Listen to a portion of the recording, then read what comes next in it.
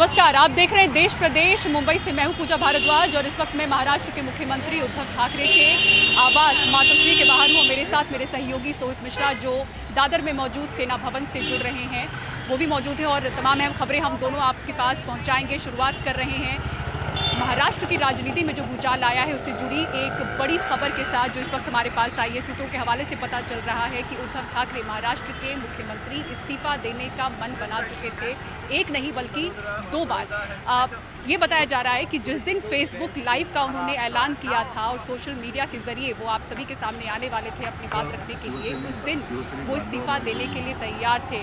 लेकिन महाविकास अघाड़ी गठबंधन के एक बड़े नेता के कहने के बाद उन्होंने अपना फैसला टाल दिया था।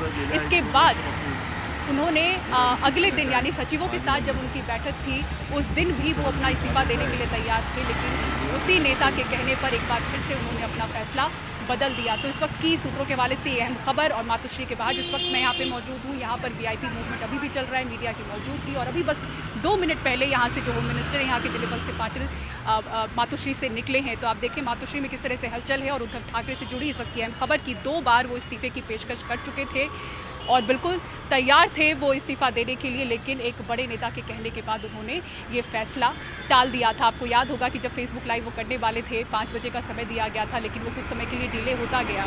अब चूंकि वो ऐलान कर चुके थे कि वो फेसबुक के जरिए लाइव आ रहे हैं, उस वक्त ही कहा गया कि जो ये नेता हैं महाविकास अघाड़ी गठबंधन के बड़े नेता, उनके पास एक अहम बैठक उनकी हुई और उन्हें समझाया गया कि ये समय इस्तीफा देने का नहीं है और इस वक्त उन्हें किस तरह से अपनी रणनीति बदलनी चाहिए ऐसे वक्त में जब महाराष्ट्र सरकार संकट से गुजर रही है। आपको ये भी बता दें कि ये जो इस्तीफा देने की बात थी मीडिया में बहुत समय से घूम रही थी, क्योंकि जैसे ही एकनाथ शिंदे समर्थकों के साथ सूरत पहुंचे थे उसके बाद गुवाहाटी गए थे, तो सूरत पहुंचने के समय से लेकर गुवाहाटी जाने तक ये खबर लगातार मीडिया के पास आती रही थी, लेकिन इस पर कोई पुष्टि नहीं होने की वजह से, कोई पुख्ता जानकारी नहीं होने की वजह से मीडिया से रिपोर्ट नहीं कर पा रहा था। तो ये बात कहीं ना कहीं जो मीडिया के पास छनकर आई थी सूत्रों के हवाले से, वो अब समझ में आ रहा है कहीं ना कहीं उसमें दम ज़रूर था और अभी भी उस पर पुष्टि इस तरह से हुई है कि एक नहीं बल्कि 2 बार इस तरह से उद्धव ठाकरे इस्तीफा देने को तैयार थे और मान चुके थे कि अब कहीं ना कहीं उनके पास वो स्ट्रेंथ नहीं बची है कि सरकार वो आगे चला पाए। महाराष्ट्र सरकार और एकनाथ शिंदे दोनों सुप्रीम कोर्ट पहुंचे थे। वहां पर क्या कुछ हुआ, सुप्रीम कोर्ट में अदालत ने क्या कहा, ये आपको बताता हूं। अदालत ने कहा कि केंद्र सरकार, डिप्टी स्पीकर और 2 नेताओं सुनील प्रभु और अजय चौधरी को फिलहाल नोटिस जारी की गई है। ये एकनाथ शिंदे और उनके गुट के लिए राहत की खबर है, क्योंकि उनको फिलहाल तत्काल अयोग्य घोषित नहीं किया जा रहा है। जिन्हें नोटिस जारी की है इन्हें अगले 5 दिन में जवाब मांगा है। सुप्रीम कोर्ट ने कहा है कि उसे दोनों पक्षों की राय जाननी होगी। ये भी कहा कि स्पीकर ने विधायकों को अयोग्यता का नोटिस दिया है, अयोग्य नहीं ठहराया है, लेकिन बागी विधायकों को सुप्रीम कोर्ट से बड़ी राहत मिल गई है। उन्हें जवाब देने के लिए 14 दिन का समय दे दिया गया है। अदालत ने राज्य सरकार को निर्देश दिया है कि वो सभी बागी विधायकों और उनके परिवार वालों की सुरक्षा सुनिश्चित करें। राज्य सरकार ने सुरक्षा मुहैया कराने का भरोसा भी दिया है। तो ये एकनाथ शिंदे गुट की अगर बात करें तो उनके लिए एक काफ़ी बड़ी राहत की खबर है, क्योंकि आज ही के दिन डिप्टी स्पीकर ने शाम 5:30 बजे तक का समय उनको दिया था जहां पर उन्हें जवाब देना है, लेकिन सुप्रीम कोर्ट में जो फैसला हुआ वो उनके लिए एक राहत भरी बात है। और जब आज सुप्रीम कोर्ट में इस पूरे मामले पर सुनवाई शुरू भी हुई, तब सुप्रीम कोर्ट ने शिंदे गुट से पूछा कि वो हाई कोर्ट का रुख क्यों नहीं कर रहे हैं, क्योंकि आप डायरेक्टली सुप्रीम कोर्ट क्यों पहुंच गए हैं। इसके ऊपर शिंदे गुट के वकीलों की ओर से क्या कुछ बताया गया वो भी हम आपको ग्राफिक्स के माध्यम से बताने की कोशिश करेंगे। उन्होंने कहा कि अभी बॉम्बे हाईकोर्ट में जाने का माहौल नहीं है, उनको मारने की धमकी दी जा रही है। साथ ही साथ ये भी कहा गया कि उनके घरों की तोड़फोड़ की जा रही है। डिप्टी स्पीकर ने जो कार्रवाई की है, जो तुरंत उन्हें कहा है कि आप सोमवार शाम 5:30 बजे तक अपनी बात रखें, उसे असंवैधानिक बताया गया और साथ ही साथ कहा गया कि वो बहुत जल्दबाजी दिखा रहे हैं। तो ये सारी बातें आज सुप्रीम कोर्ट में हुई हैं और एकनाथ शिंदे को जिस तरह से 11 जुलाई तक का समय दिया गया है वो राहत की खबर है, क्योंकि तब तक कम से कम उन्हें अपना जवाब नहीं देना होगा। हालांकि अदालत ने ये भी कहा है कि वो जल्दी आगे जवाब देना चाहते हैं तो वो दे सकते हैं। बहरहाल फिलहाल उन्हें अब 11 जुलाई तक का समय है। और मुख्यमंत्री उद्धव ठाकरे की ओर से जो पेश हुए वकील अभिषेक मनु सिंघवी कोर्ट में उन्होंने कहा कि अदालत इस मामले में दखल न दे। उन्होंने दलील क्या दी, आपको ग्राफिक्स के जरिए हम बताते हैं उन्होंने क्या कहा। कोर्ट में उन्होंने कहा कि अदालत इस चरण में दखल नहीं दे सकती है। स्पीकर के सामने कार्रवाई लंबित होने पर अदालतों ने दखल नहीं दिया है। सुप्रीम कोर्ट ने ही कहा है कि स्पीकर के फैसले तक कोर्ट के सामने कार्रवाई नहीं होगी। किसी भी मामले में कार्रवाई शुरू होने के बाद स्पीकर को रोका नहीं गया है। स्पीकर के फैसले के बाद सुप्रीम कोर्ट दखल दे सकता है। तो इस तरह की दलील रखी गई उद्धव ठाकरे की ओर से पेश हुए वकील अभिषेक मनु सिंह की। एनडीटीवी ने आपको रविवार के दिन ही बताया था कि जो बागी मंत्री हैं उनके ऊपर कार्रवाई करने की जो प्रक्रिया है वो शुरू हो चुकी है और इस खबर पर आज ही के दिन मुहर लग गई। मुख्यमंत्री उद्धव ठाकरे ने बागी मंत्रियों पर कार्रवाई शुरू कर दी है। इन सभी मंत्रियों से इनके जो मंत्रालय हैं, जो पोर्टफोलियोज हैं, वो छीन लिए गए हैं। अब आपको बताते हैं कि किससे क्या पोर्टफोलियो छीना गया और किसे दिया गया है। एकनाथ शिंदे का जो विभाग है वो सुभाष देसाई को दिया गया है। गुलाब राव पाटिल का विभाग अनिल परब को दिया गया है। उदय सामंत जो अब तक उद्धव ठाकरे के साथ थे वो पहुंच चुके हैं गुवाहाटी, उनका विभाग आदित्य ठाकरे को दिया गया है। शंभूराजे देसाई के तीनों मंत्रालय वापस लिए गए हैं। राजेंद्र यड्रावकर के चारों मंत्रालय वापस लिए गए हैं। अब्दुल सत्तार से भी उनके तीनों मंत्रालय वापस लिए गए हैं और ओम प्रकाश उर्फ बच्चू कडू जिनकी प्रहार पार्टी है उनके चारों विभाग उनसे वापस लिए गए हैं। तो जो बागी मंत्री हैं उन पर कार्रवाई ज़रूर शुरू की गई है और उनके मंत्रालय, उनके पोर्टफोलियोज वापस लिए जाने की प्रक्रिया शुरू हो चुकी है और ये वापस इन सारे मंत्रालय को लिया गया है।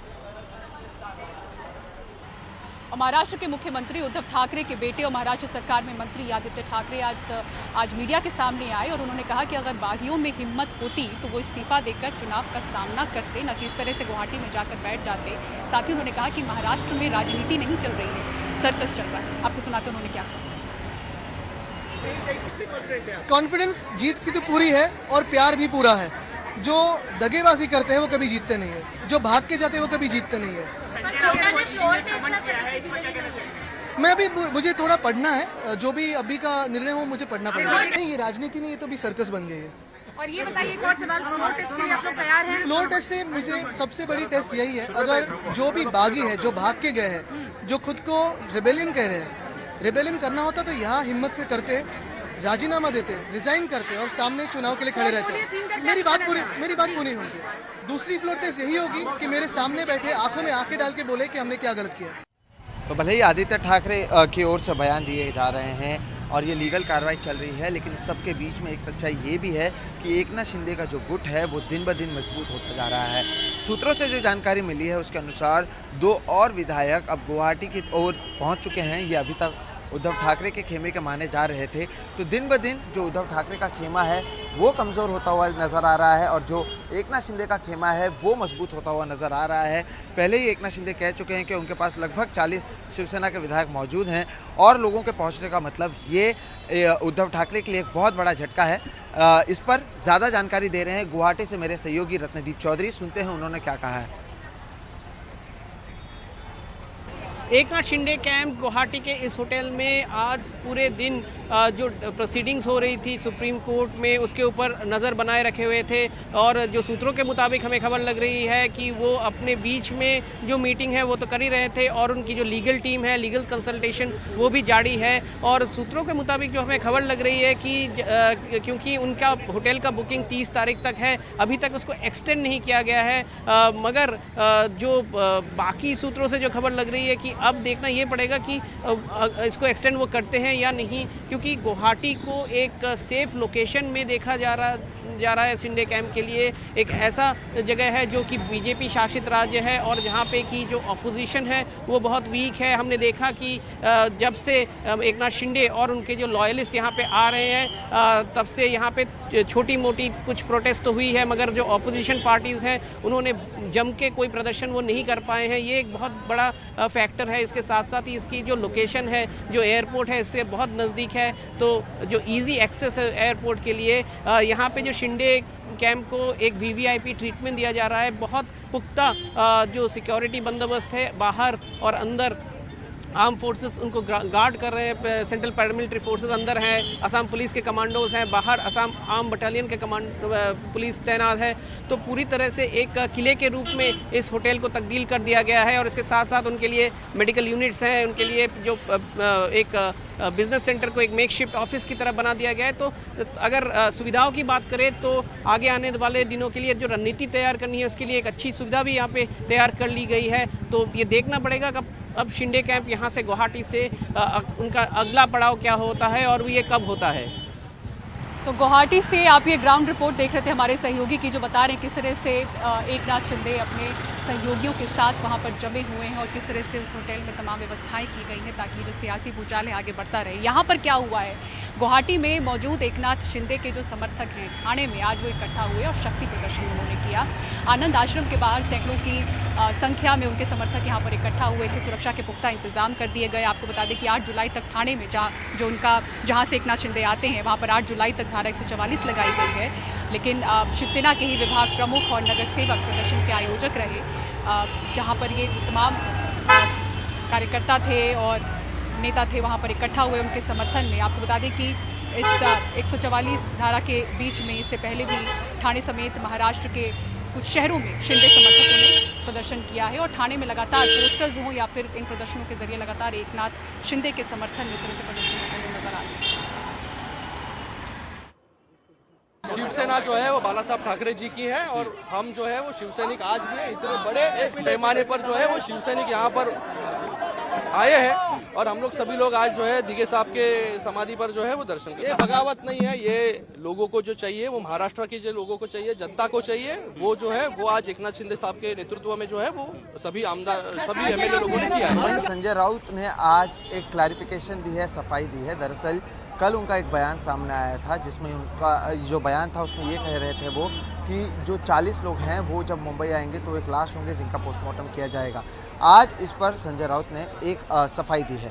उन्होंने क्या कुछ कहा वो आपको बता देता हूं। आज संजय राउत ने कहा कि जो बागी विधायक हैं उनकी ज़मीर मर चुकी है और आगे उन्होंने कहा कि गुवाहाटी के होटल में बैठा हर आदमी हमारा करीबी है।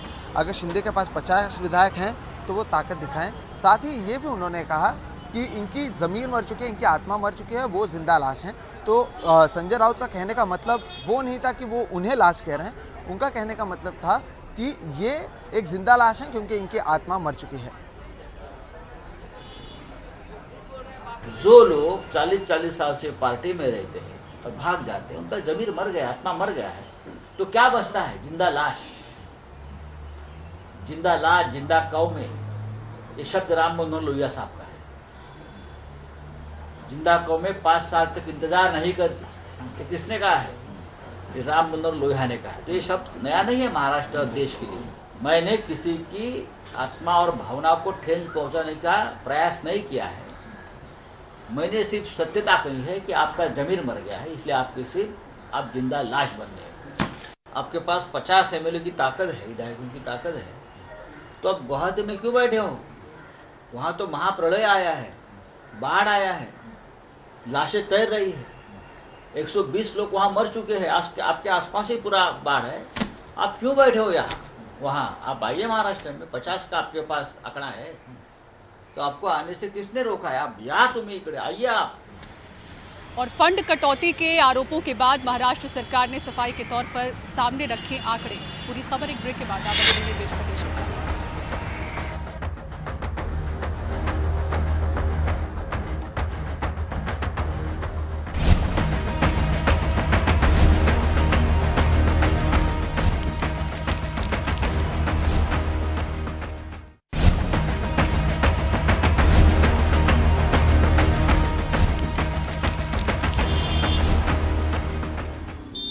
देश प्रदेश में ब्रेक के बाद आपका एक बार फिर से स्वागत है। हमारे महाराष्ट्र सियासी संकट को लेकर कवरेज लगातार जारी है और इस सियासी संकट को अगर आप देखें तो पहले दिन से जो बागी हुए हैं एक नाथ शिंदे और उनके साथ कई जो विधायक बागी हुए हैं उनकी ओर से एक जो कारण दिया जा रहा है वो ये है कि पिछले 2.5 साल से उन्हें काम नहीं करने दिया जा रहा था, उन्हें निधि नहीं दी जा रही थी, वो कुछ काम नहीं कर पा रहे थे, सब कुछ एनसीपी और कांग्रेस को दिया जा रहा था।